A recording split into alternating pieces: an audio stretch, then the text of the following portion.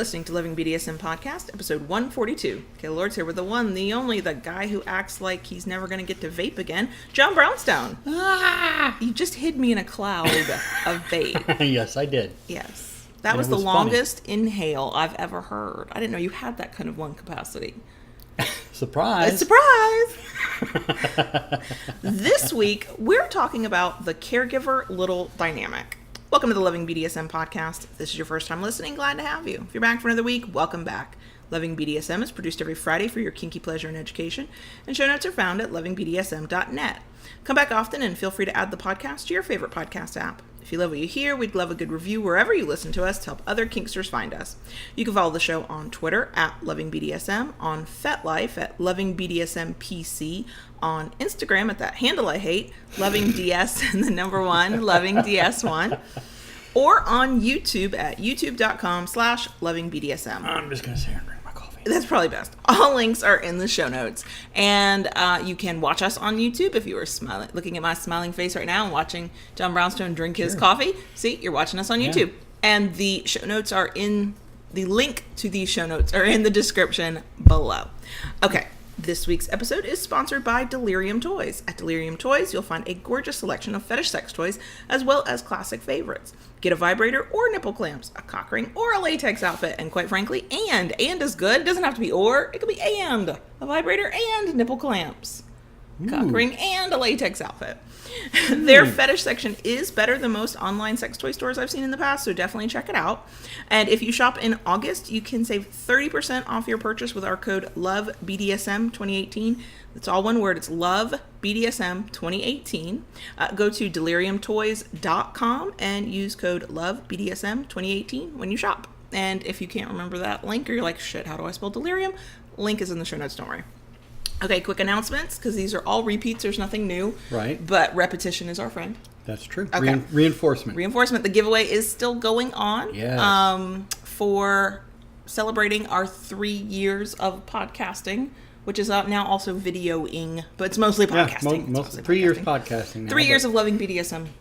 Yeah. As a thing. As a concept. Yeah. Us. Yeah. Started with me. Yeah. I made you do some of it. Yeah. Now we do it together. Yeah. I think it's much better for that. So we're giving shit away to celebrate. The link to the giveaway is in the show notes. If you follow us on Twitter, I've definitely been tweeting it out regularly. There are multiple ways to enter, and there are some options for entering, getting more entries every single day. As I found out from a good kinky friend of mine, there might be some misconception. You do not have to do all of the entries. You can pick and choose. True. So if you don't have an Instagram account, you don't have to create one just to enter. And if you're not on YouTube, you don't have to claim your YouTube thing, just enter. You don't have to do all that. But if you have those options and they're already available to you, you can use them as entries to get more chances to win. The giveaway goes through the entire month of August 2018, and sometime at the beginning of September, we will use the handy dandy button on the system to pick a random winner. Buttons. I know you do. You excel at it, quite frankly.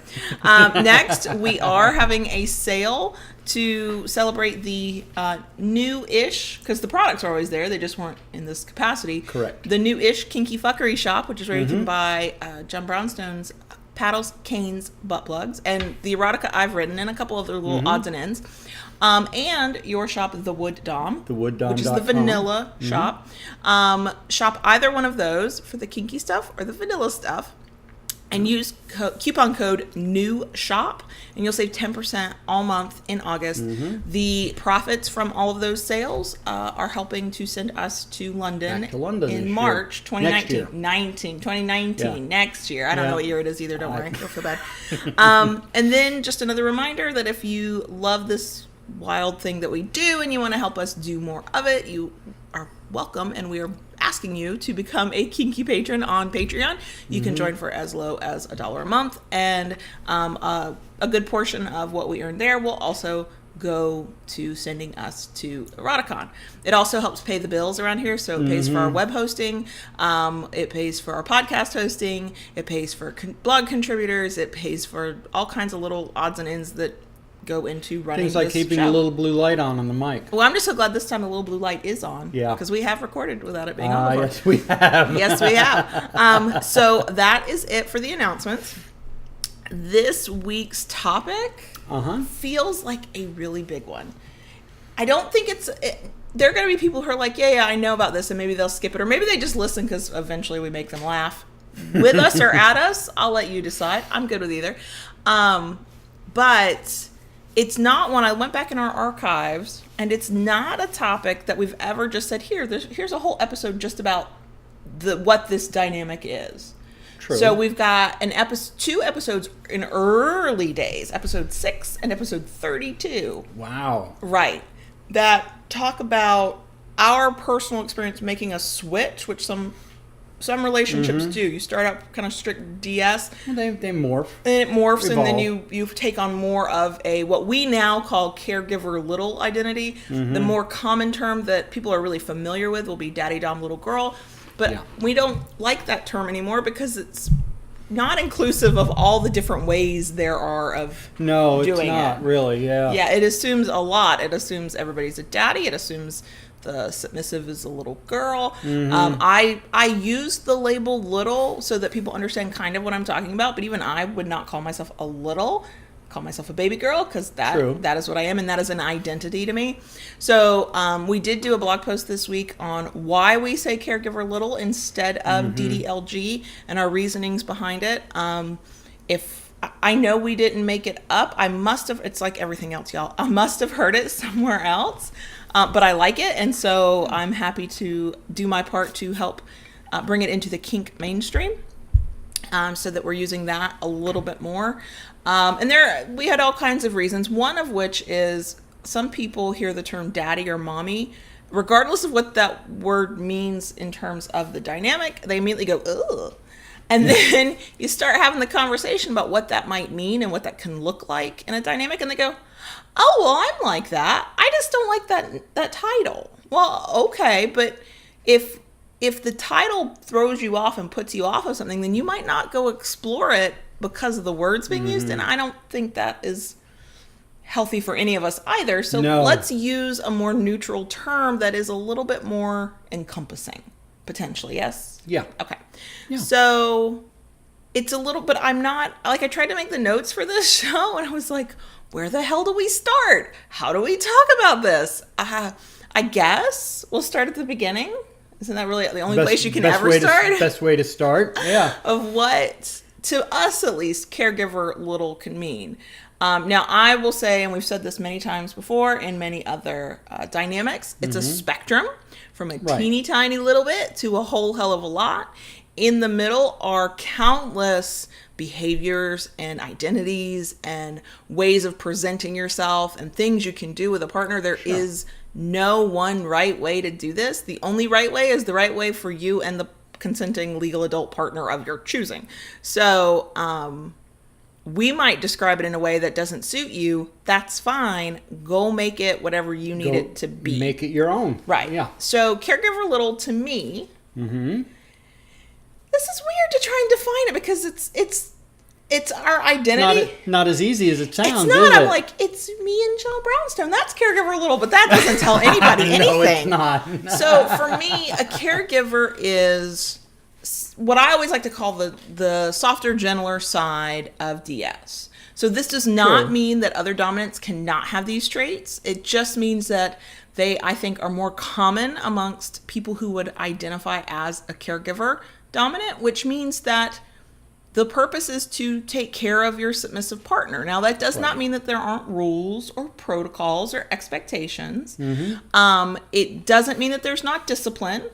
It's just that it looks a little bit different. It's a softer kind of thing. So instead of, in some cases, and in many cases, issuing sort of a direct, sort of stern order, unless that's your flavor of caregiver, it's more of a thing, and I hope this doesn't squick anybody out when I say this. I'm going to compare it to parenting. It's that time when I'm getting my kid to do something, or attempting to anyway, and I'm going to start out nice and gentle and ask. We know I don't mean the ask. We know I mean do it. And it's only when they don't do what I've asked them to do the first time that then I go into stern. Then you get the sterner voice. Yes. Right. And that kind of sums up my experience with a daddy dom, that the first time you ask me to do something, it sounds like a request. If I didn't know any better, it could be a request. It's almost like the implication is I could say no, but because of my submission, I choose not to. Now, I know that there are people who identify in caregiver little, where the little takes on more of a bratty or willful kind of part of their character, and they might say no because you made it sound like a request. That's one aspect of it. Yes, it is. And sometimes that's playful, and sometimes that's belligerent, and it can be all kinds of things. But caregiver little usually gets looked down upon for multiple reasons. We'll go into, I'm sure, most, if not all of them in this episode. But one of the things is the accusations thrown at caregivers is that they're not strict enough, and their submissives aren't disciplined enough, and they don't have enough control over them. And it is because there is this really playful side to caregiver little, where if I read your mood right, and sometimes when I don't, I can playfully go, no, I'm not going to do that. And we know that it's part of the game of you're going to make me do it, and you're going to go all stern daddy, and I'm going to be all turned on by that, and won't this be fun? But some people perceive that as me not being, quote, a real submissive or submissive enough. Some people look at littles as if they are not submissive. Depending how you like to play, sometimes it doesn't look very submissive. It's all about the intention behind it and what your ultimate goal is. Sometimes it's more of a bottom thing than a submissive thing. Sometimes it's a completely different side of your personality that's not about submitting, but about being taken care of. I know many littles that when they get themselves worked up, what they don't need to be told what to do in the sense of, or sort of requested, or here's the things I expect you to do. It's, I need to take care of you, and you're going to do what I, as the caregiver, want you to do. I'm going to put you to bed. I'm going to feed you certain foods. I'm going to literally take care of you as if you are not in this moment able to do it yourself. For some people that's play, and for some people that is truly a part of who they are, and it works in their relationship. But from the outside looking in, if you don't understand that dynamic, and unless you're in that relationship, you don't, quite frankly, but it does look like there's no amount of discipline, and there's no respect for the caregiver, and that's not at all true. That's not at all true, no. I have no doubt that there's some level of respect. It just might not look like what other types of DS dynamics look like. It's we have a friend, or they're a couple, that they're friends of ours. They are both caregiver little and master slave, and how they have found that path, I can't. I mean, it's not something that works for us, but it's been fascinating because there are absolutely slave tendencies in my friend. But then you watch her go ooey gooey when, you know, her little side comes out, and you go, yeah, that's definitely true too. Well, what's funny, what I find amusing with that is, you know, he has always been a daddy. Yes, even when he doesn't want the title. Even when he doesn't want the title, right. Okay? He has very strong daddy tendencies. But in the time I had known him, he had been a very, very stern daddy. Yeah, he had been. He had been a very stern daddy. He kind of had some littles who were like trying to run him over and run wild. And the only way to kind of get them to where they wanted to be and was mutually good for them, he did sort of have to like yank back on them and go, whoop, nope. But even being with him outside of that, he always came across as a very stern person, someone you didn't want to cross. No, and he still comes across that way. He still does come across that way, but he's softened up since he met her. He's softened up. Yeah, he has absolutely softened up. She brings out this very nurturing, that's the word I've been looking for, nurturing side of him. And that really, for caregivers, tends to be the defining difference, is that they have a nurturing side to themselves where it's not, yes, I think in most DS dynamics, the dominant wants their submissive to be better than they are, achieve all of their potential, become something greater than they, you know, whatever. But in the caregiver little space, it's very much this kinder, gentler, every decision it's less about what do I want as a dominant, even though there is definitely that. and more about what is in the best interest of this submissive. What will how will this help me take care of them or help them take care of themselves better? I'm speaking for caregivers when I'm sitting next to one. Could be completely getting this all wrong. Is that fair? Do you think that's fair? You're doing quite fine. Oh, thanks. You're letting me do it because I'm doing such a good job. I'll just sit here and relax. You sit there and look cute. Everybody's watching on YouTube just to see you looking all cute. Oh, bullshit. Anyway. So, I would watch you on YouTube, but that's probably something different, and it's not the same as this. So, the one thing it is not, and anybody in Caregiver Little already knows this, but for people who are outside of the dynamic, and especially, I still come across people all the time who, when you say, usually that they hear Daddy Dom or something, they go, ugh, and they do that full body shudder because they're thinking children. So what Caregiver Little is not about at all, let's put this out on the record. You can say that Kayla Lord said it's not about children. It has nothing to do with children. Even when somebody is engaging in age play, which is not necessarily the same thing as Caregiver Little, it can be a part of Caregiver Little or it can stand on its own. But it's not an automatic. It's not a requirement. Even that, none of it is about children. Okay, no. It is always, always, always about legal consenting adults taking on or expressing parts of their personality in ways that might not match their chronological age. But no part of it is about, ooh, I'm like into children. That's not it at all. Children have no part in anything having to do with BDSM. But especially Caregiver Little. And it's funny, there are certain things I hear people get upset about online, misconceptions about BDSM or DS specifically or whatever.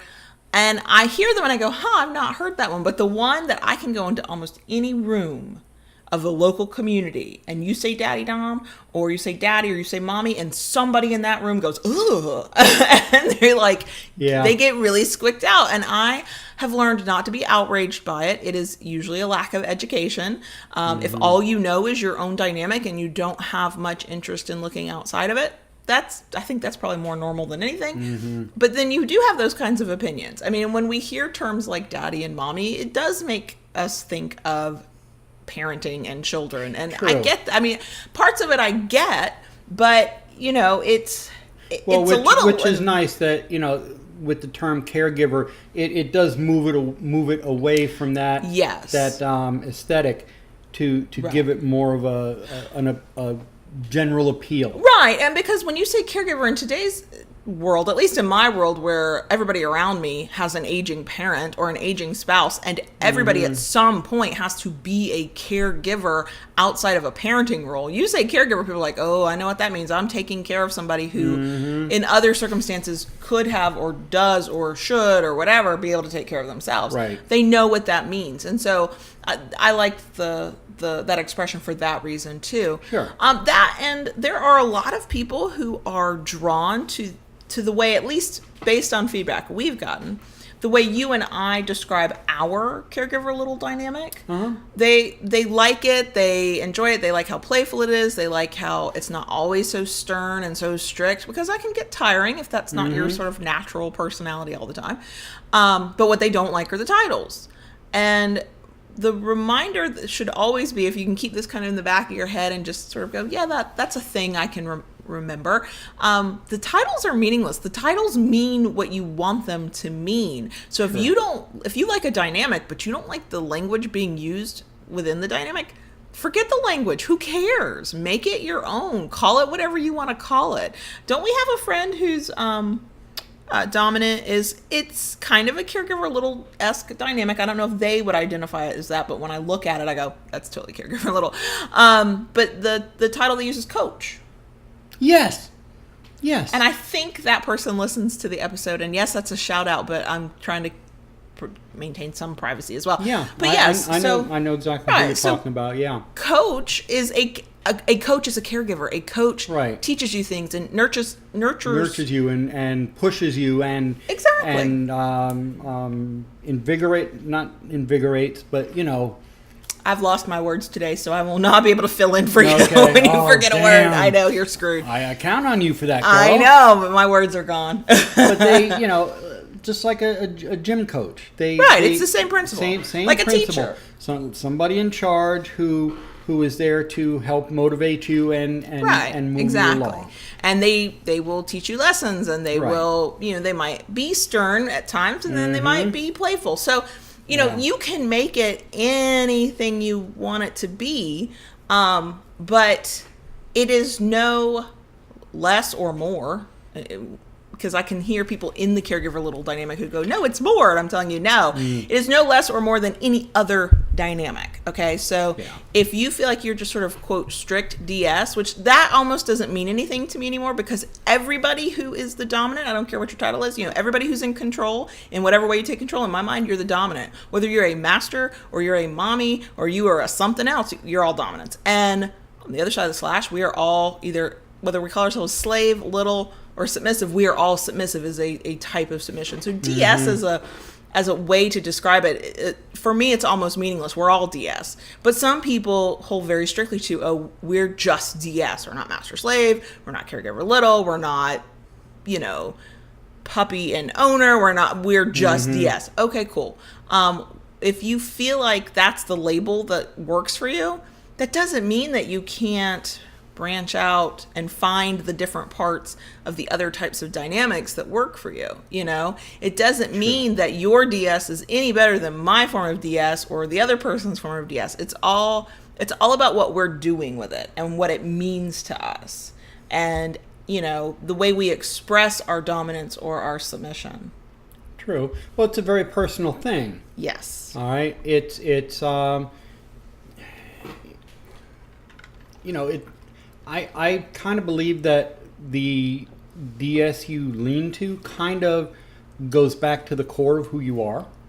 Yeah. To a certain extent. To a certain extent. Okay, because it's going to manifest itself through the type of person and personality that you are. And the type of person and the personality of that person. Well, that's a lot of persons in one sentence. Yes. Of your partner. So, I think we all have multiple sides to ourselves. We let forth the dominant, little d dominant side that is speaking to the other person. Well, so, it feeds off of the energy. Absolutely. So in my first DS relationship, first of all, I didn't quite understand littles or baby girls or any of that stuff yet. But I was pet to his sir, and that fit. And it was really disciplined, and it was really strict. And the punishments were swift. They were over quickly, but they were swift. And there was no wiggling my way out of it or talking my way out of it or batting eyelashes and convincing a certain lovely man whom I adore so much that maybe something else should happen. And that worked for us. That was one side of my submission that spoke to that side of his dominance. Now, with another partner, he might be a completely different dominant. You and I started out in sort of the sir pet thing, because that's, in our case, that's what we knew. And that's what we were comfortable with. Because my last DS relationship prior to you was the same thing. Right. So it was as we began to explore the daddy and the baby girl side. I became baby girl much sooner than you became and see daddy. That's the difference with my prior submissive. It was nurturing, but and helping to grow, helping them to push themselves, but in a different way. Okay, because it wasn't the nurturing kind of playful softer thing. It was like, you need to do this. Yeah, and we've I mean, there's you can consent, obviously, you can talk about if there's a problem, but there's kind of the no argument kind of thing. This is what I want you to do. There was consent to what we had within our relationship, obviously, but when it came to what I said, that's it. I speak, you do. Right. And it's funny, in small doses, I find that hot. But in large quantities, I'd be like, I'd chafe under it. I wouldn't be able to handle that anymore. Yeah. And it works for us that your daddy's side speaks to my baby girl side, and we can sort of travel that together. So it's just a reminder that just like, first of all, everything in life. I mean, let's go big picture here. Everything in life exists on a spectrum. Yes. Everything in sex exists on a spectrum. There is no binary on anything, on any level. Okay. And then drill down a little bit more, BDSM, DS, it is all on a spectrum. And so you might notice you've got little bits of, caregiver in you. You've got little bits of little in you, even though it's not something you commonly identify as, or the terminology aren't labels that you would like to use for yourself. That's okay too. You can let that part of you out and never once use the caregiver little terminology and call yourself a little, or call yourself a caregiver, or change your titles or your labels, but you can still experience it and understand a little bit more about yourself and have it respond to your partner.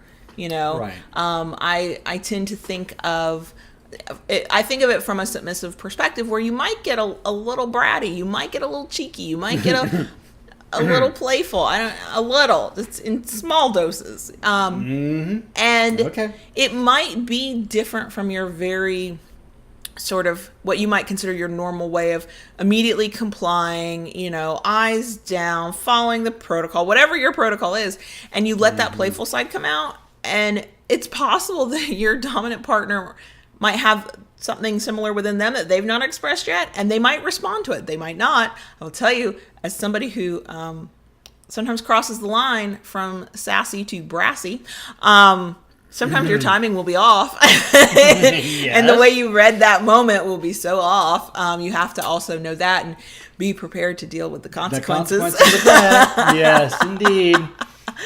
But I also don't want it to come across, because everything is on a spectrum, that other types of DS dynamics are not playful, or that they don't have a lot of laughter. There isn't a lot of nurturing involved. Those absolutely can exist, and and they do exist. They do exist. They do exist. But because we think in these terms, when I see that in somebody, I'm not going to label you and decide who you are. But if I see it in you, my mind is going, that's a little characteristic. That's a caregiver characteristic. Even in something as strict as a master-slave relationship. Right. Okay? It's not always being led around on a leash, and kept in a cage. I mean, there are lighthearted moments. You can't be on like that all the time. No, there has to be softer, gentler moments. Right. I think it's not just about frequency. I think it's about the feeling behind it. I think it's about what you both feel, how you feel about it, what you see in it, how it speaks to you. Right. And for us, those softer, gentler moments are very much caregiver little. To the point that we've gone so far down that path that our new conversations have been more about, well, how can we add some more discipline? How can we add more control in? How can we sort of tighten things up a bit? Tighten the reins a bit. Yeah. Yes. And that's an ongoing conversation. Right. But that leads me to kind of what we've sort of said, but maybe in a more pointed way, that caregiver little absolutely can exist within other power dynamics. Now, in the case I'm thinking of, there's the firm discipline, because there are parental figures, caregiver figures, who have a sort of are kind of authoritarian and strict and stern, and they want what they want done in their way, and that's not much different than pretty much any other kind of dominant out there, but the expression of it is what might be different. So they're the strict parental figure instead of the relaxed one, or the one who'll spoil their submissive partner, and those exist too, that kind of caregiver. And then the other is within sadism and masochism. Now I picked that as an example because you are a sadist and I'm a masochist, and that does not change regardless of where we are in our caregiver little dynamic. Like how playful we've gotten, well, there will still be some touch of sadism and masochism in that. And that brings up a point. I remember a while back reading something that came across Tumblr, and it said, well, they were basically trying to say, if you are a caregiver or daddy or mommy, you can't be a sadist. Yeah, thank you. Sorry, that's exactly what I did. And I had to have a good chuckle with that, and I did respond with a reply. But it is very easy to be a caregiver and a sadist. Oh, yeah. And I sometimes it depends on how strong the baby girl is. So our expression of both caregiver little and the sadism and masochism tends to be with spankings. Right. It's not always. Sometimes it's with paddles or the cane, or it can be with whatever, but it typically is with spankings. Right. And so sometimes I'm in the pretty much the exact right spot in the mental place of being baby girl, that is fun. The squealing, the no daddy, and the pushing away, the this, the that, that's fun. Sometimes though, and we have learned this the hard way, if I go kind of too far into baby girl mode where I probably would easily be labeled as a little in that moment. I have my younger characteristics and tendencies have come straight up to the surface. I'm feeling very vulnerable. It's not a happy baby girl moment. Usually when it's not a happy baby girl moment. Right. The masochist in me has run and hidden somewhere and can't handle the impact, can't handle the pain, can't handle because you are a sadist. So you know what? It comes across as mean because he's getting his rocks off by causing pain. Thankfully, I get my rocks off by receiving pain. But if my baby girl brain has taken over too much, it's the way worlds collide. Oh my gosh! And for me, it's you're being mean, and I hate it so much I can't even function. So it's not a straight path. It's not an easy thing, and we have only ever found out the hard way when that has happened. I'm getting better at recognizing it and being able to go, no, I can't, because I am feeling very vulnerable, and my baby girl self is the vulnerable part of myself. Whether I'm happy or I'm upset, it comes from a place of vulnerability. It's a very deep part of who I am. And so when that deep part of me is in pain, physical, mental, emotional, or upset or bothered or whatever, it's like an open wound. You can't all I need a daddy to take care of me in that moment. I'm very much a little in that sense. But where the two come together as a caregiver, part of that job of caregiving is to dole out discipline. Okay? And it's during those times of discipline that you can let that inner sadist out and absolutely, especially if have its time in the sun. Right, especially if your partner responds in a consensual way. Yeah. And that's to say if your baby girl little is a masochist. I mean, not every submissive goes hand in hand with being a masochist. Right, but some submissive, some little, the little S side of the slash will allow that because they know it makes their partner happy. Yeah. So you don't even have to be a masochist to, have a spanking or have a paddling. It can be a thing. For some people, it's a sign, a mark of submission. They don't love it for its own sake. They love it or they tolerate it because it makes their partner happy, and it is a way to show that they will do what their partner wants. I will say, please be very careful with that. Yes. Because it's one thing to go, I don't really care one way or the other, so yes, you can do this because I know it makes you happy. It's another thing for it to sort of be this soul-ripping, awful thing that you feel like you have to, quote, endure. Yeah. Then it's not really enjoyable or healthy. Yeah. And that's where there may be some issues, and it's time to start communicating and maybe find other things that you can do. But no, not everybody who accepts pain and will allow pain to be doled out is even a masochist, and that is okay too. We are fortunate that our kinks and our power dynamics align very, very well. Right.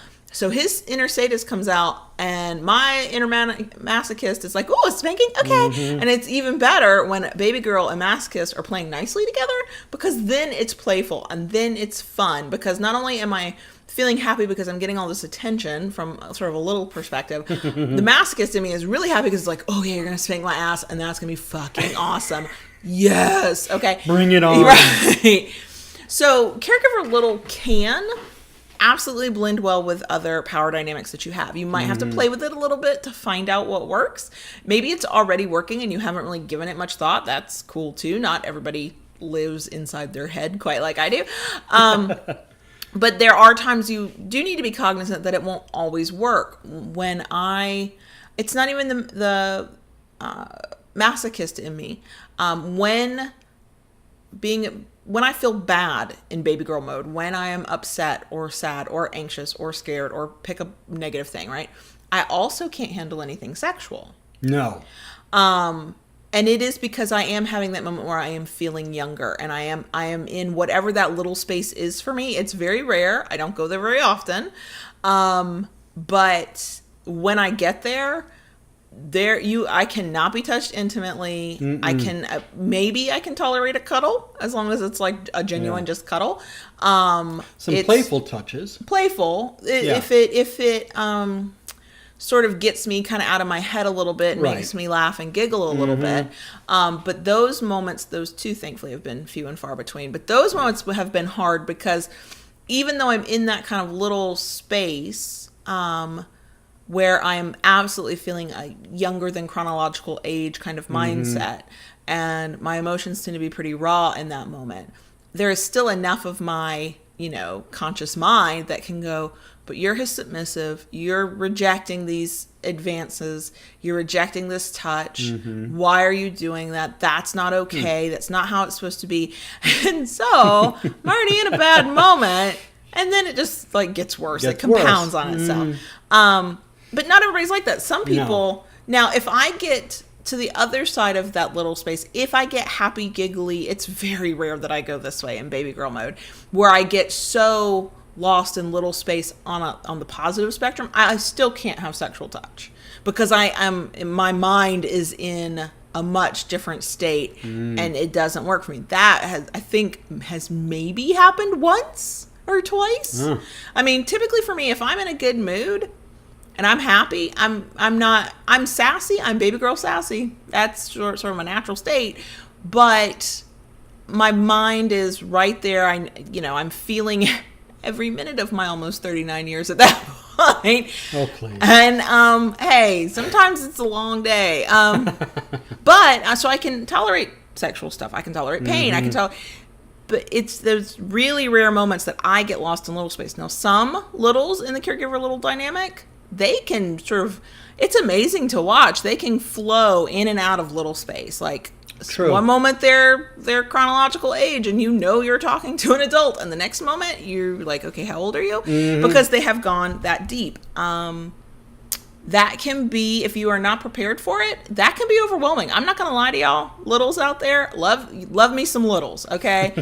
But when a little goes into little space and it's with somebody who's not expecting it, is not part of the dynamic, is just like hanging out with you either online or in person, I'm speaking mostly for myself here, that's overwhelming. It's like, wait, what? You were just the 45-year-old mom of teenagers. What are you doing? I don't judge it. I don't think there's anything wrong with it, but it's a reality shift. It's a perception shift that the people around you have to make. And it is fascinating from the standpoint of I think about these things now and I talk about these things now to watch it happen, because that's not how it happens for me. It's for me, it only happens in really strong emotions or really stressful times or, very extreme sort of circumstances. And for some people, they can go back and forth. Now, some people go into little space when they're stressed, or they go into little space when they're really excited. Some people's language changes. Yeah. It's been a long time since I actually was in sort of a caregiver little space. Little speak is how I've heard it referred to. Correct. And it is a thing unto itself to behold. I once tried to follow an online conversation where every single little in the conversation was speaking in little speak. That was a moment where my non-baby girl self went, no, I can't do this. Again, it's one of those things where I say, if that's your thing, more power to you. Have a good time. Hang out with people who get it and enjoy it, and we'll have those moments with you. I think I'm amazed by it, because for me, being little is such a vulnerable state. And I think for most littles, when you allow your little self to show, that is a very vulnerable state. Sure. And so if you are so comfortable with it that you can do that, more power to you. I just am not one of those people who can engage in those conversations, because my brain just doesn't work that way. Because even when I do go into little space, my brain doesn't work that way. I actually shut down. I don't really speak at all. No, so you get very quiet. Yeah, so the idea that I would do any amount of little speak is just, it's beyond me. It's not going to happen. There are strong opinions outside of the caregiver little community. For you, more so than the little speak, what it manifests in you is more body language. Oh yeah. Okay. Oh yeah, definitely. You get this look in your eye. and you get that. I'm very much pouty. You're the very lower lip pouty. is out. Just. Oh yeah. I was blessed with a good lower lip, so I'm going to use it. And the foot stomping. Oh, yeah. You're a class act when it comes to the foot stomping. You got that down pat. I wish I could deny that. The problem is, and it's a sticky topic. I'm mentioning it here because it's the reality of the caregiver little dynamic. Within the caregiver little dynamic, certain things that some littles do, not all, is fine, is accepted, it's normal. From the outside looking in, it is part of what makes people go, ooh, and they kind of get all squicky. What the answer to that is, I have my personal feelings on it. I do not have answers to it. The reason being that some of that squicky feeling is a lack of understanding of what they're, the dynamic. You hear somebody in little speak, meaning they're speaking like a child of some potential age, usually indeterminate. They'll tell you how old they are in little space. I'm 5, I'm 8, I'm 2, I'm whatever. And it gives some people that thought of, oh, that's too much like actual children. And depending on how they view the DS dynamic, many of whom do view it very sexually, that can squick them out. Now, that's their issue to deal with. This is not me ever saying, don't be who you are to make other people less uncomfortable. That's bullshit. I'm not saying that at all. My personal opinion on how we behave in public and around other people is I try to think about consent. Do the people around me consent to this moment, right? Do they consent to being a part of, at this moment, my dynamic? If I'm with you and I went into, which I don't speak it, we've just said, if I went into little speak, but we were out among all kinds of other people, that's a dynamic between you and me. This is part of who we are as a relationship. Right. Yes, it is part of who, for littles, it's a part of who we are as a human being. Of course it is. But it's also part of a relationship dynamic, a power dynamic. If there are other people around who are part of the conversation, who can hear, who are right there with me, we are all sharing this space. My thought is this something that I'm doing, whether they've consented to it or not? And am I pulling them into something that they did not consent to be a part of? Well, does that make sense? Yeah, absolutely. Okay. It goes back to, there's several munches in our area. When they post online, every one of them you will see, no fetish wear. It's a vanilla space. Right. Go like you're going to work or to school. That's how you should dress. It's casual streetwear. No leather, no collars, no cuffs. Nothing that is going to immediately make people go. Immediately what? Make people uncomfortable. So it's an overlap of the same thing with the caregiver little spectrum. Same difference, so to speak. You don't push that on vanilla space, and there's some who say, well, we're entitled to our thing. Yeah, we are. We are. We're entitled to express our lifestyle. True, but and the way I look at it is a sticky topic, and there are people who have very clear. I mean, I have no doubt I have pissed off a huge swath of our caregiver little audience right now, and I hate that. Yeah. But for me, it comes from a different place. So there is the vanilla space, right? So you go to a munch and you're with a bunch of kingsters and you got potentially vanilla people all around you. You pull out your little gear that is going to make somebody go, what are they doing? And I mean, I'm giving examples here. Pacifier, sippy cup, right? And you start using them in public where other people can see you. You are entitled to do whatever the hell you want to do. I can have an opinion on what you do. I cannot stop what you do. The thing that I encourage and I do for myself is, one, am I drawing attention now? If I'm at the munch, that means if we chose to do that, I'm now drawing attention to this munch. And people who are not a part of this munch are looking at this munch and going, who are those people? And why is that grown person doing that thing over there? And then there's questions. And then there's people becoming uncomfortable. And yes, there is this argument that people just need to get over it. Well, that's not how the real world works. Right. And when you are in the center of your own kink community, you haven't asked if you've got the consent of the kingsters around you. You certainly haven't asked if you've got the consent of the vanillas who can see you. And it's as if in that moment, in that group setting, what you need is the most important thing. And sometimes it is. This is a really sticky situation. I can imagine, I cannot imagine. Let me say that. Let me correct myself. I cannot imagine if I hit my most vulnerable little space in public. Like that really, really painful spot where I can't really function and I can't really speak and I can't make decisions and I can't really even be touched. And God, don't tease me and don't expect me to behave as you would expect a grown woman to behave, because I can't do it, right?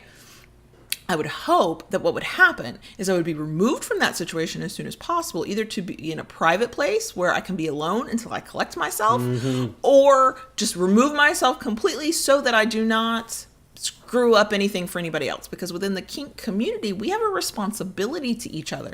If you go out into a public event, the munch, right, where it's a group of you, all kinksters, in the middle of all the vanillas, and you draw attention because you chose to, needed to, that's up to you, to express yourself in that way. You have now drawn attention to the rest of your community who also wants their privacy protected. Correct.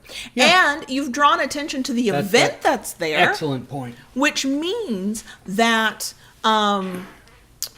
the owner of that place may have to ask you to leave, where as long as you weren't drawing any attention to yourself, they chose to ignore the fact that kinksters were in the middle of the building. Yeah. But now that people are questioning, they're much more likely to go, I'm sorry, you can't be here anymore because I don't need people asking these uncomfortable questions.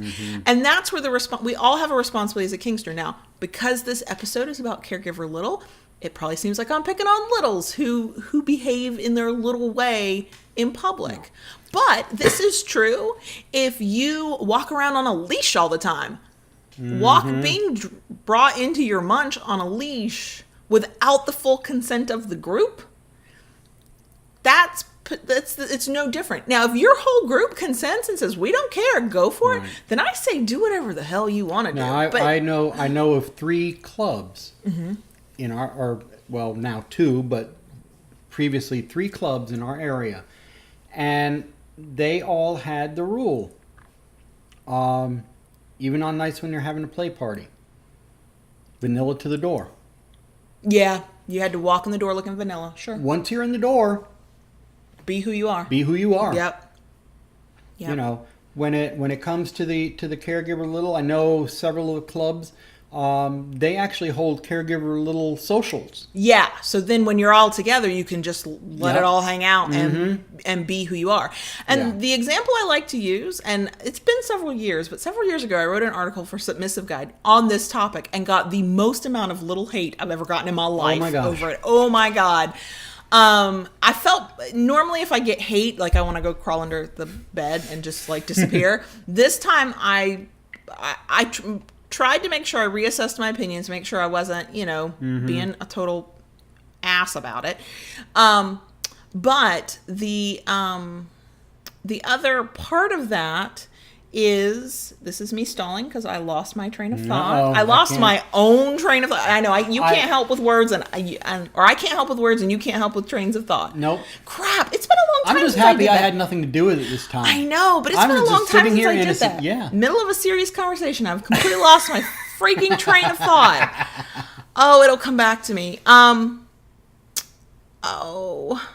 No, I lost it. I'll go to another point because it will come back to me. But there was the conversation, talking about having little time and little space and getting to be who you are in that space.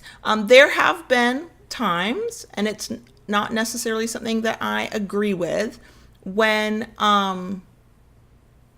the little caregiver little people, that's not right. No. Those people who identify as Caregiver Little have actually been banned from events.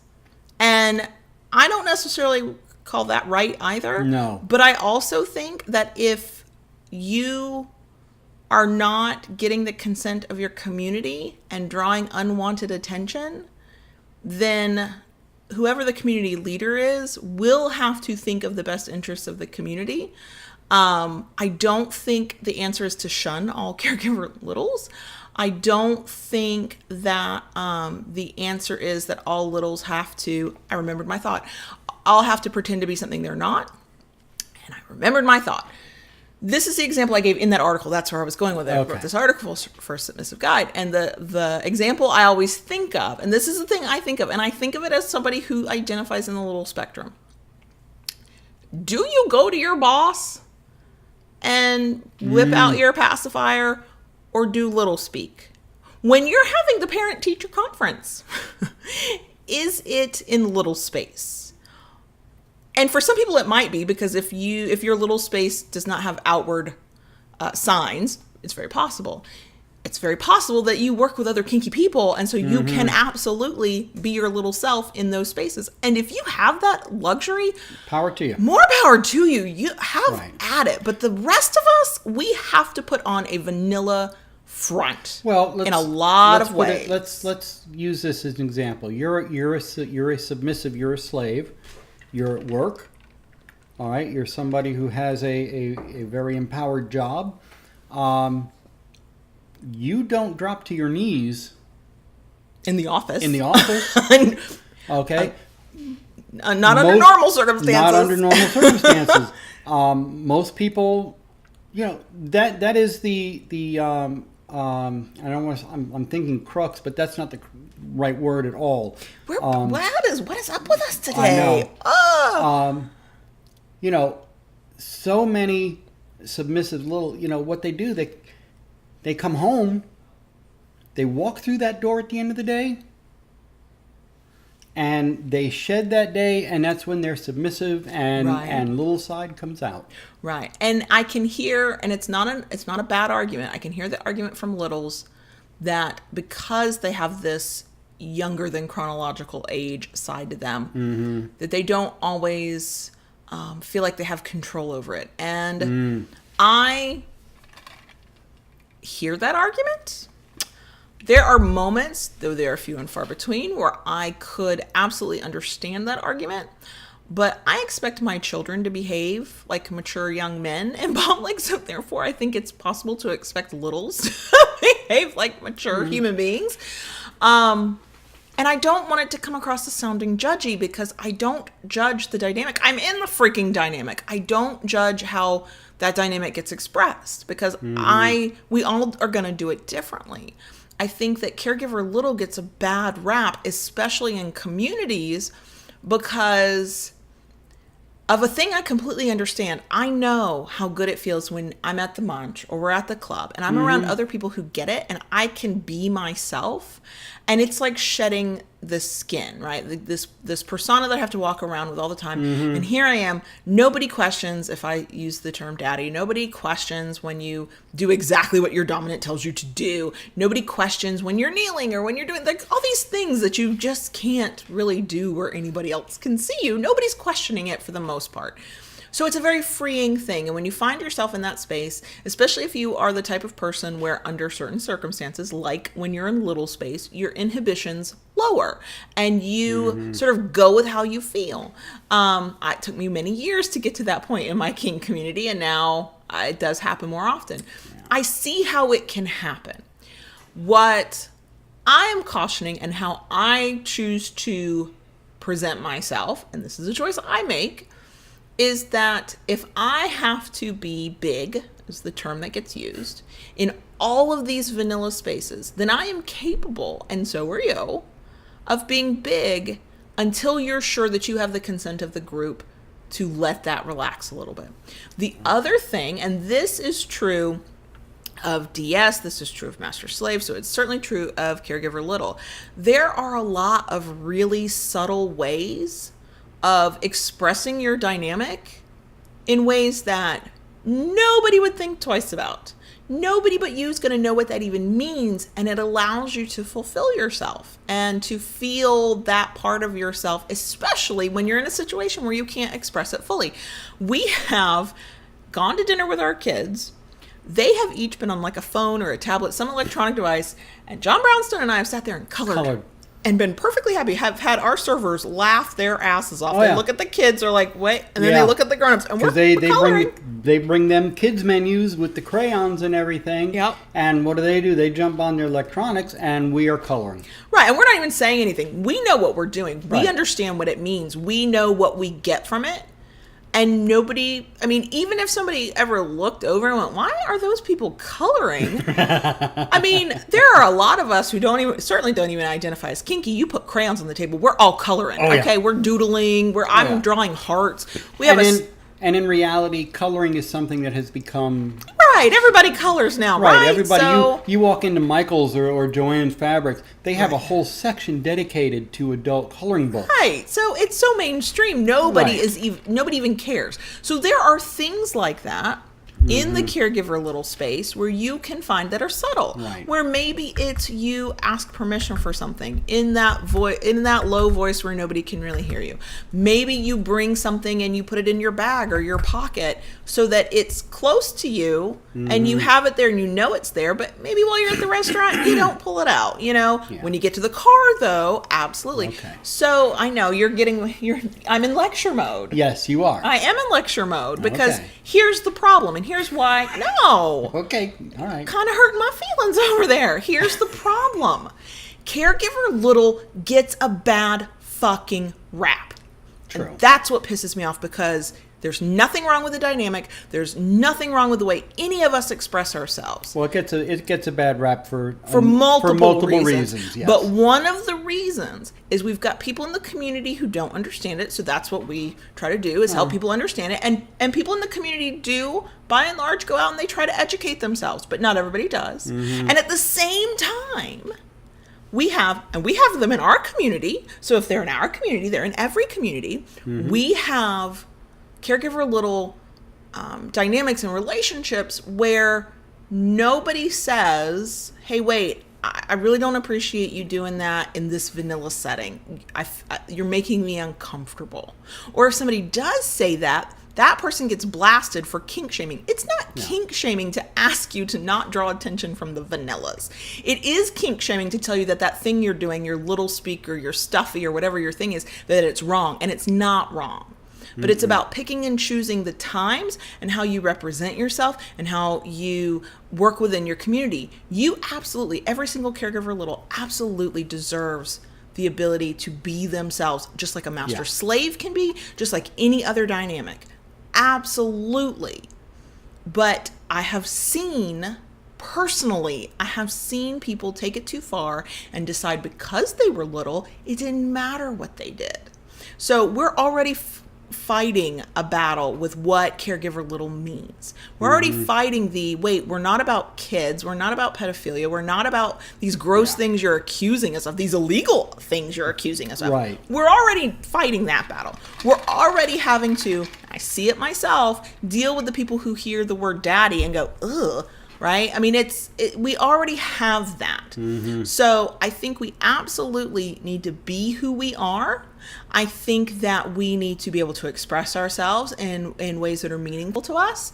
But I also think we need to be responsible members of the community, just like we expect every other dynamic to be. I do not think littles get a pass because they can go into little space. And that sometimes, it does crop up on you. And it does kind of surprise you. And you're like, whoa, I'm feeling vulnerable, or I'm feeling good, or I'm feeling bad, or whatever it is.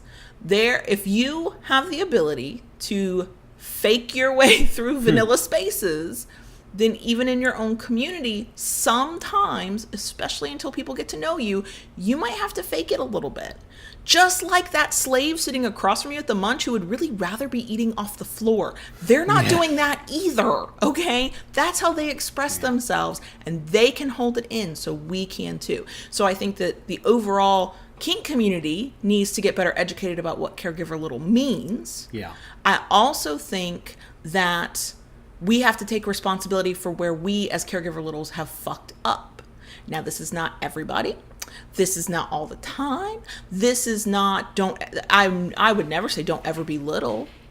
But if we can find subtle ways to do other things, we can find subtle ways to do this. And maybe what I need to do is put together some content about subtle ways to be caregiver little. And I might have, just like there's subtle ways to be submissive. There are day callers. There's all kinds of stuff. Right. So please, please, please do not ever think that I am trying to tell littles that they can't be little. Of course you can be little, but we all have a responsibility to each other. Or maybe we have a listener out there who is in a caregiver little relationship and they would like to submit something to Right, we take LB. contributors. We take contributors. We like to get content. If you have some thoughts on this, how to be, you know, in little space, in public in vanilla settings, we'd love to hear it. Absolutely. And be able to share that with our listeners, readers. Absolutely, because I know for every little that I have upset, and I am sorry, there are other littles out there who know exactly what I mean. They're like, yes, I get through my day every day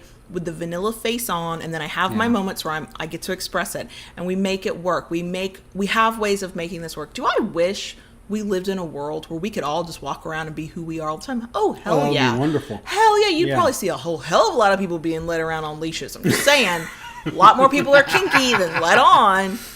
But we don't live in that world right now. So we have to keep pushing forward slowly.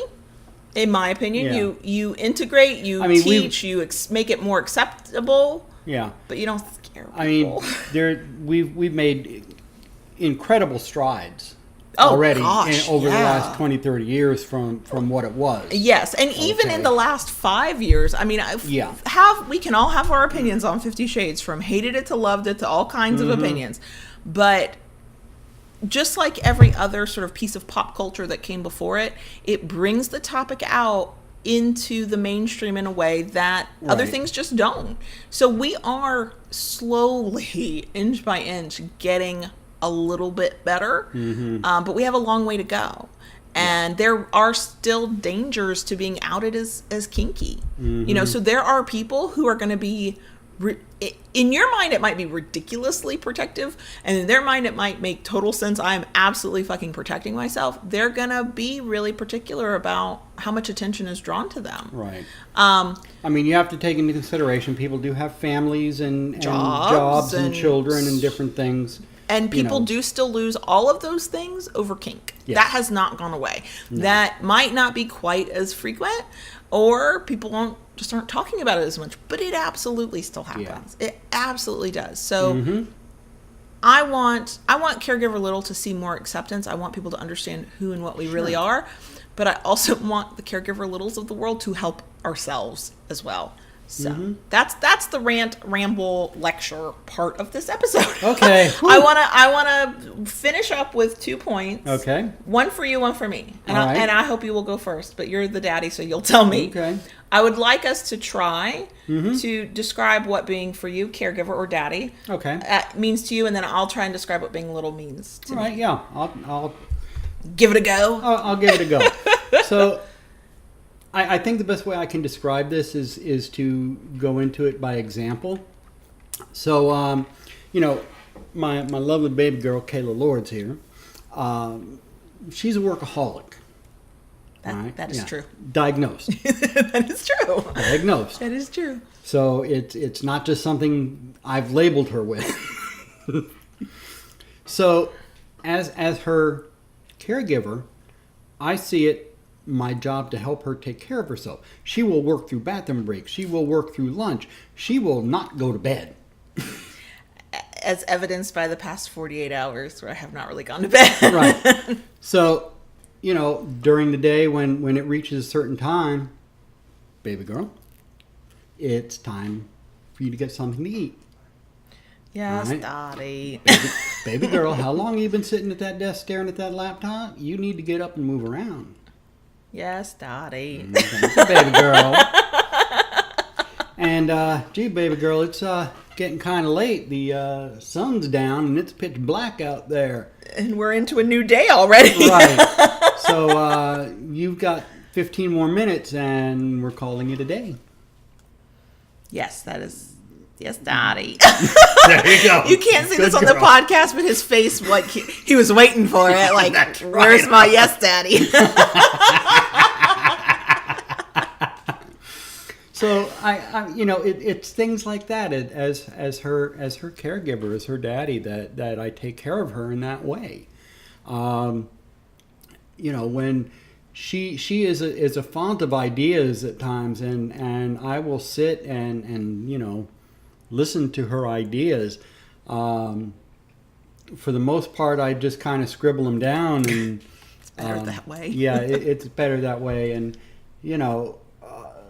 most of the time I tell her it's well, let's give it some time to percolate over these things and think about it first. The patient one to my impatient self. Yeah, but that's pretty much what it is. I mean, I indulge her at times. She has a special drink now that I know, my keto friendly soda. Your keto friendly soda that is kind of a reward for her at certain times. It's not something she gets every time. Oh God, no. Okay. So it's things like that I do for her as her caregiver. Those are the things. There are times we sit on the sofa together and cuddle and watch some TV, watch a Disney movie. We have not done that in so long. No, we have not. I need some baby girl time. Right. Now, you were even talking the other day with you brought up Moana. I love Moana. Yes. I love Tangled. Mm-hmm. I love Frozen. Right. I love most of the Disney and the Pixar movies and those animated movies. Yeah. Sometimes it's just a matter we get goofy with each other. Very goofy. All right, really ridiculously goofy, stupid. Playful. Very playful. Yeah. We're tickling each other. We're we're pinching each other. We're just being goofballs and very silly. And then other times the sadist overlaps with the caregiver, and I torture her with puns. Oh God! The puns. I should have made that part of the DS contract and the marriage contract. I was not thinking straight. And then other times there's the discipline side of it. Mm-hmm. And yet, it's funny because in early in our relationship and in my previous DS relationship, punishment was, even though it is never spanking, it's never, it has sometimes happened more recently. It was always incorporated with pain, but it was a discipline and pain combo. Yeah. Punishment now is you finding what hurts my baby girl side the most and making me do that. And many times with her baby girl side, it's just simply as no baby girl. Podcast listeners can't see his expression or my pout. Or her pout either, yeah. They're both there. They're both there. But, you have said sometimes corner time. And see, back in the day, corner time there was a pain element to it. There was a discipline element to it. Mm-hmm. It wasn't just being in the corner. But now, my baby girl side just doesn't want to be out of the mix of things. I don't want to be put in a corner. Nobody puts baby girl in a corner unless they are her daddy. Nobody puts baby girl in the corner but me. Right, exactly. But it has also become spankings, and we are not, if we're giving newbie advice with impact play, we would say, and discipline, we would say if you like spankings, don't make them punishment, because then sometimes it devolves into, I'm going to do things that get me in quote trouble in order to get the spanking instead of learning how to just ask for the spanking. So for the most part, especially when you're new to all this, that's what we would tell you. But I think that there's nuance to everything, and we have developed a certain nuance to it. There are specific types of spankings and impact play that are fun and make me so happy, and that would never be punishment. And I'm not one for punishment. That's very, very rare, where I'll do something that could be perceived as bad in order to get some impact play. I've gotten better just freaking asking for it. Will you please spank my ass? That would make me very happy. But I have learned that there are spankings that I absolutely will consider punishment, and I will do anything to avoid those, because they are not the kind of pain that make me happy. They are not the kind of things that make my little baby girl heart sing. They are horrible, and I don't want them, except I consent to them because that's part of our dynamic. But I'm not going to actively ask for them, and I'm not going to seek them out. I'm going to avoid them. So we have found that nuance in our caregiver little. Yeah. do you feel like you explained your caregiver side? Okay, so I will try. Explain to us from your perspective what it means to be. So I have always felt a little bit on the outside of the little community because I don't identify with a specific age, and I know a lot of littles do. I do not have little speak where I speak as if I'm much younger than myself, not on purpose and not for more than about 2 words. I get whiny. I get sort of a tone to my voice. Exactly. Everybody who's listened to this show at any point has heard it. But if you've ever noticed, it's like 3 or 4 words and then I'm back to normal. Like it's fleeting for me. I do not do the stereotypical stuff that littles do. And I know a lot of littles who don't do this stuff, but when it's all you ever see online, it does kind of make you question, am I really as little as I think I am? So I don't have gear is what I would call it. Like, you know, for people who identify really young ages, they have really little kid kind of gear.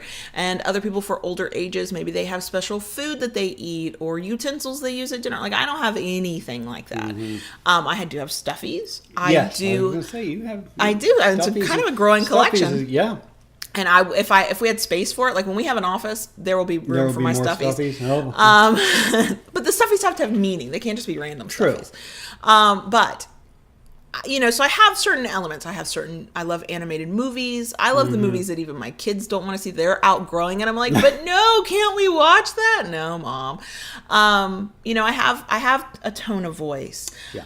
But so for a long time, I resisted the little label because I was like, well, I'm baby girl, but I'm not what I see other people when they show off their little side. I'm not that either. But what I have learned is for me being little, because it's a younger feeling, but no age. It's just not the grown woman, responsible adult mom person that I normally am. It's not the adulting person. It's not the adulting person at all. And it comes out in multiple ways. It comes out in, sometimes I'm whiny and sometimes I'm scared and sometimes it's a happy moment. And, you know, somebody once asked, because on Twitter especially, you'll see squee, SQUEE, and then however many E's, and then exclamation points when some of us are excited, whether we identify as little or not. And I actually had somebody once ask, does anybody actually literally squee? And I just kind of slowly raised my hand. Yes, some of us do. Oh, yeah. But what I learned in those little bits and ways that my little side expresses itself is that those are moments of vulnerability. Positive vulnerability, negative vulnerability, but vulnerability. That's a side to myself that from a very early age, it was deemed inappropriate for me to express. Many people have heard this expression in their their childhoods. Keep crying and I'll give you something to cry about. That was my reality. Don't pout. Don't do this. Don't do that. Any expression that I might have had as a younger person to express good things or bad things was deemed inappropriate and immature, and I wasn't supposed to do it. Well, as my therapist has taught me, anything that gets repressed will come out eventually. And for me, it's a very loose, relaxed, very important part of who I am, this baby girl side, being little, but it's also scary. It's not something I let everybody see. And it's why I get worried when I start cautioning littles about how they need to be in public, because I don't want to put my standard and my issues on anybody else. That's not fair either. But it is the innermost ooey gooey side of who I am. And I can honestly say that anybody who gets to witness it, and I even mean through this podcast and the episodes and the videos on YouTube now, you're getting to see a side of me that the vast majority of the world doesn't get to see, because my little side is my vulnerable side. It is a childlike side of myself that I barely even got to be in touch with as a kid. And now as an adult, it's just springing out in all kinds of directions. And so I have found ways, because I don't identify with a specific age and I don't feel like I express my little self, my baby girl self, in the way that others do. I have found ways that when I look at something and it gives me the happy baby girl feeling that maybe nobody else gets to see it, but I know that feeling internally, I must own that. Purple is that. Yes. Mermaids are that. Lately. Yeah. That's fairies, mermaids, and butterflies have always been my 3 things. But I'd kind of push the mermaid thing to the side because it's more blue, less purple. And with fairies and butterflies, you can have lots of purple. Mm-hmm. Mermaids, not so much. But mermaids are my thing. Certain outfits and pieces of clothing. And yes. The other thing I have learned about myself is my snarky, not my sassy, I'm always sassy. My snarky side is a baby girl side. If I had to pick an age, I'd say, 13. That'd be right. Pretty much sum it up. And so I am becoming more comfortable with showing that. But that for me is what it means to be little. It means to be vulnerable. It means to let a softer, younger, less confident, less sure, less even emotionally mature side to myself show. And only one person has ever brought that out in me. I mean, would it be fascinating to be around other people who maybe can do that? Maybe, but God, do you have that amount of time to earn that kind of trust from me? Probably not. And you have my total trust, so I can show you all the sides of me. There's only one other person I can think of that came close. Mm-hmm. Who? You know who she is. No, I don't. Okay. Do you have a nickname so that we can maintain anonymity? I'm trying to think of one, yeah. We'll stop recording and I'll know exactly and go, oh, yeah. Uh-huh. Are you talking about our friend who I have baby girl lunches with? Yeah. Oh, yeah. That's because she's a baby girl, too. Right. I probably need more baby girl friends or to be around more baby girl friends is really what I need to do. So, yes, that is very true. I don't know if she'd want her Fat Life handle set on. I'll have to ask her next time we have lunch. Anyway, so that for me, that long, multi-minute rambling is that my little side is as a baby girl, not an identifiable little, so to speak, and it is my most vulnerable side. And that is that. Wow.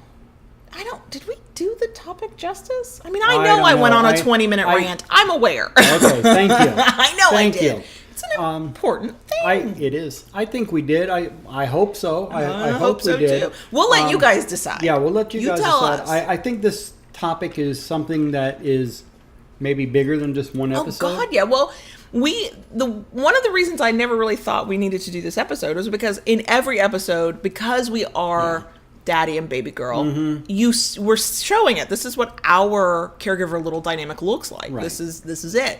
But we do get a lot of questions from especially newer people or people who are into DS and are like, wait, that kind of appeals to me, but I don't really understand it. Who ask us to talk about it more. And I also think that when you have sort of a baseline of information of here's kind of some basics with some nuance and inner workings thrown in, of course, and a rant or two, then we can build from that. And then we can say, okay, how do we drill down into very specific things? But I also want to be very careful because for me, at least, and you tell me if you agree or not, loving BDSM is meant for any dynamic. True. And every dynamic. Yeah. Because I think that the principles of how you make BDSM and especially DS work are the same regardless of the way you interact with your dynamic. Like whether you're caregiver, little, master slave, or something in between, the principles of consent and communication are the same. Remain the same. Right. Well, I've said this before. No matter what your DS relationship, whether it's caregiver, little, slave, master, master, slave, pet, sir, pet, however you have your dynamic. It is built on a foundation. It's built on a foundation of trust. It's built on a foundation of honesty and communication. Absolutely. All right. You have to have that foundation to build your house of kink. Right. And I worry, I want to draw in more caregiver littles. I want them to see this side of it. I want to draw more master slaves, but I can't talk about master slaves. So hint to any contributors who would like to write about that. Please pitch some ideas. And we are absolutely looking for writers from across the spectrum, but definitely from people of color, marginalized communities. We are white and kind of straight, and we are cisgender, so our voices are out there. We definitely want to hear more perspectives, so put that call out. We're only, we talk about it from our slice of the pie per se, and it's way bigger than just we are. Right, exactly, and we need more voices talking about these things. Yes. So I'll be honest, I don't want to be the loving BDSM is only about caregiver little.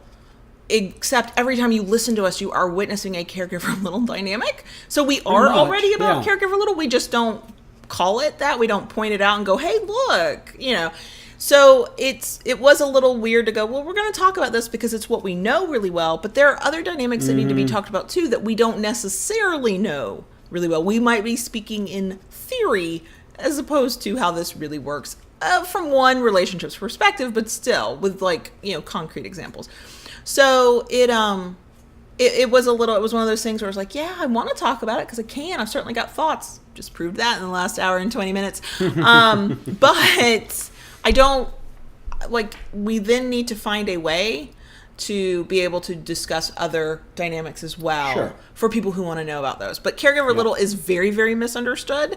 I think more people have elements of that in them than they may realize because they got stuck on the titles or the way they thought it worked. We didn't even touch on age play in this episode. No. We could do an episode. I probably wouldn't do an episode on age play, not a long one, but we could do one of the most simplistic ways to put it in a nutshell is that, as a master, as a sir, as a owner,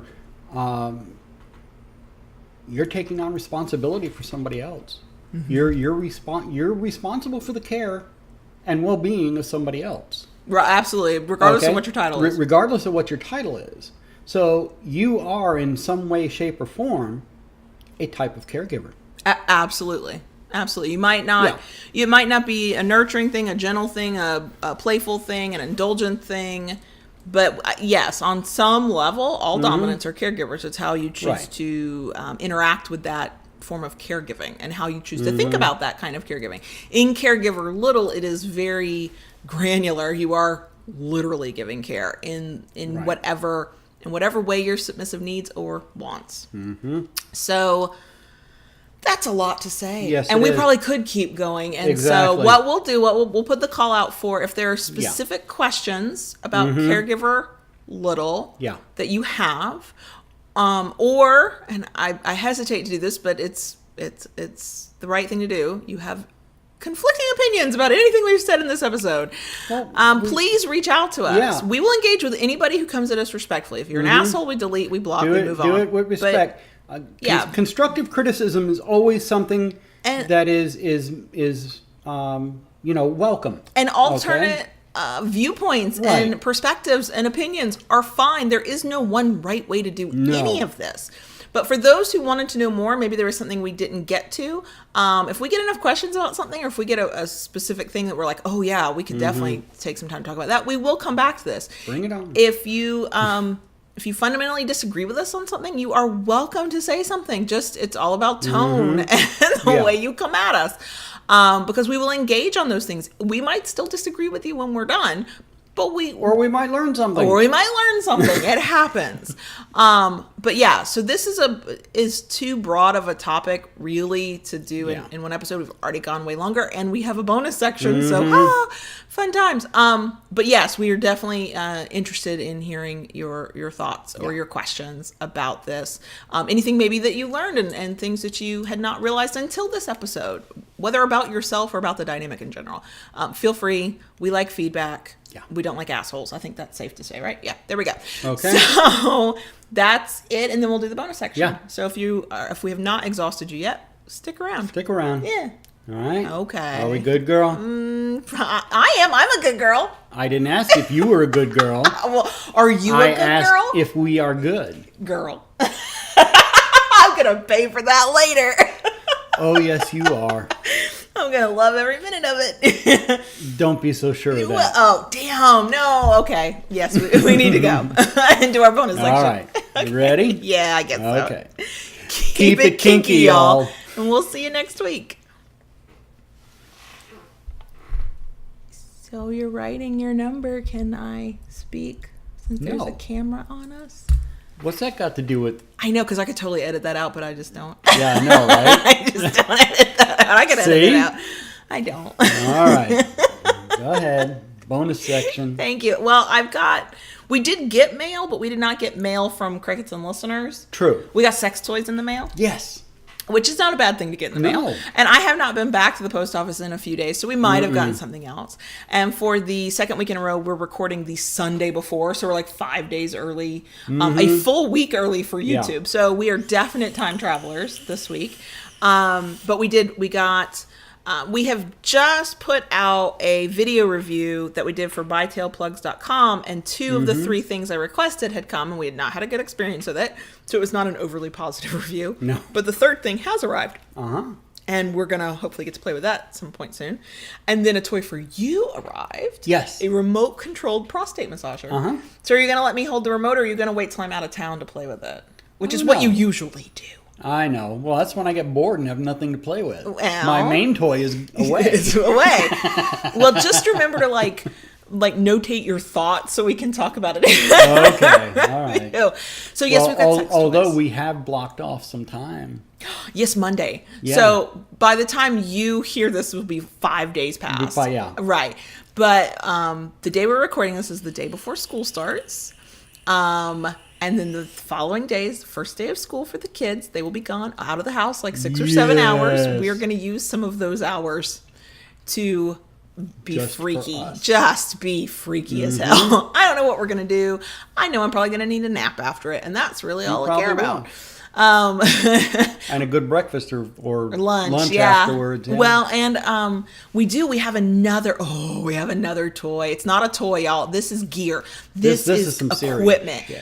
We got from a company a pillory set, like stocks, like STOCKS stocks, like the old timey, like medieval stock pillory, all wood pillory set to play with. Yeah. I just don't even know what to do with all that information. We haven't opened it yet. It's sitting in a corner right now, but I am like really anxious to crack open that box. We are going to take pictures. Yes. We will do, so that'll be probably, we'll show the pictures. If not on social media, we'll do that in like a blog post review.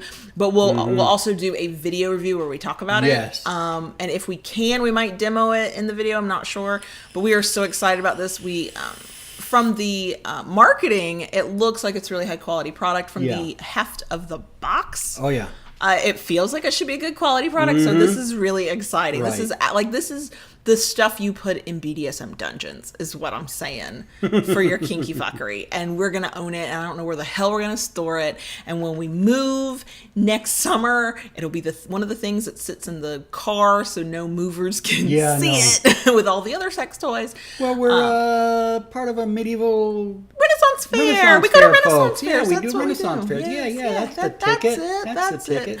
Oh, all these silicone hot pink sex toys. What are those for? I'm in porn. I know. I probably wouldn't. I would clam up. I would start blushing. Start sweating. I'd be like, I'm holding them for a friend. Yeah, that's it. I would so deny it. So it's all about sex toys and the kinky fuckery. We have not had good kinky fuckery in really prior to summer. We can't blame it all on the kids being home. I'd had all the health stuff prior to that. Right. But since I got healthy, then there was nothing we could do about it. Right. And now it's like, would you please go to school? Stomping at the bit. Oh my gosh. But the kids are excited to go to school. Yeah. So yay. Now they're excited for the first day of school. The second day of school, we'll have to It'll be a whole different story. Pry them with a crowbar out of the bed. But yes, we are time traveling. So when y'all even have the first opportunity, even if because not everybody listens on the first day, either the episode drops in the podcast app or the episode goes live on YouTube. But potentially when you first get the chance to watch or listen to this, I will not even be here. I will be in another state. I'll be in another time zone. Yeah. We'll be in Oregon. And I'll be playing with your prostate massager. I know you. I know you every time, and I don't travel without you often, but every time you pull out a toy, it's when you tried, I can't remember where I went, but you tried the hot octopus cock rings while I was gone. You play with your pulse, the hot octopus pulse anytime I'm gone. The Tenga. You love that thing. We really need to get you some new ones. Yeah. So you are a sex toy playing fool when I'm gone. Right. I know. I'm okay with that. Okay. I like the fact that you have the toys to be able to play with. I think more people, regardless of gender identity, should, if you enjoy sexual pleasure in any way, shape, or form, because not everybody does. I think that trying sex toys to see how you feel about them, I'm all for that. But when somebody finds an interest in sex toys and goes, oh, what? Wait, yes, I encourage you to have as many as you can afford to have. And we have been very fortunate. Companies are very kind to us. They send us these things to try. And most of the time that works out really well. And sometimes I have to rip them apart. And I don't feel bad about that. Yeah. Because, send me a good toy, please, and thank you. It's fun. Yeah, I'm going to be gone, and you're going to be like just wanking away over there. Children, I have to go pick children up from school. What are you talking about? I have the remote control to this toy. Right? And me, well, I've been trying to work my way into the shop as I can. It's been so bloody hot here. Yeah, but when you were in the shop, you made tons and tons of paddles. So many paddles. I know. I built the inventory back up on paddles and canes. I made a few bowls. Hoping to get out and actually do some pens. I have some princess pens. Yes, on the way definitely that I'm a little vibe on. To those pens. Yes. Very much a little vibe. Crystals and pretty colors and very much a little vibe. Yep, glittery and all that kind of thing. So, I've been doing that. I got it. Some of you may not care, I know, but I'm going to mention anyway. It's the bonus section. This is where we mention those things. I got a new e-cig. You're holding it. I'm holding it. So if you're watching on YouTube, you can actually see it. If you're listening, well. If you're on YouTube, there it is. It looks like. Go ahead, tell them. It's wood grain. Because of course it is. Yeah. Because when you go by the name, the Wood Dom, everything you own should be wood. Wood grain. Just like purple's my thing. Wood is your thing. Yeah. And I love it. I know, it makes this really big, huge plume of vape. Yeah. Right before we started recording, he did one last... What's the term? Vape on it? Yeah. Okay. He did one last one, and I'm sitting here, and I'm looking into the camera. I'm looking at the screen, and he exhales, and you could no longer see him. It looked like there was this man behind this cloud of smoke. Woo! And it was just me sitting there on camera. Yeah. So, the reason I don't have words, and I keep losing my train of thought, is I did 2 weeks worth of work and a full week of blogging in the course of about 5 days. Yes. Because we didn't... Normally, y'all know, we have gotten better at actually taking a hiatus, but this isn't a real vacation in the sense of we're both gone. No. And we've got some things going on with sponsors and stuff, so taking a break didn't really work. So we have... I'm almost done. Got to record this. We're finishing this podcast. I record another podcast. I write a few more blog posts from the time of recording, not the time you're listening. And I'm done. And I'm done for 10 solid days. Yeah. No blogging, no client work, nothing for 10 days. So it's worth it. I'm brain dead right now. I feel like a zombie. Y'all heard I've lost my train of thought in the middle of an episode, in the middle of trying to make a point. So that is the reality I'm with. But yeah, it really will be a vacation. I won't have anything to worry about for 10 whole days. True. And we got the kids ready for school. Like their backpacks are ready, their clothes are ready. We went. Done. They had their orientation last week. Some of their supplies are already at school. Done. So it's a done deal. Oh, and I feel good about that. I know. So yeah, it's as always, it's hectic and busy, but it's for right now, it's a good kind of hectic and busy, so I can't complain, nor will I. Nope. But by the time this episode is out, I will be my time off will be wrapping up. Yeah. So, and then we'll start all over again. We'll do other things. So, but yeah, that's about it, right? Yeah. Yeah, I think so. That's so. I think an hour and a half. Yeah, that's. I know technically we could go longer. I don't feel good when we go longer. No, I feel really bad. No. So yeah, that's it. And for those of our patrons who do listen, because I know a lot of our patrons are also crickets, thank you very much. I'll let this be a very public thing. I still have not done the shout out like I said I was going to do, because I don't know why I ever say I'm going to do anything. It never happens when I say I'm going to do something. It always happens way later. Yeah, I know. But we do appreciate our crickets, whether you're a patron or not. We certainly appreciate our kinky patrons. We appreciate people who listen. We appreciate people, all of you. We would not be doing this for 3 freaking years without you. So, right. yeah, we love you guys. We love you. Thank you so much. Thank you. Yep. We appreciate each and every one of you. Yes, we do. Love you. Bye. Bye.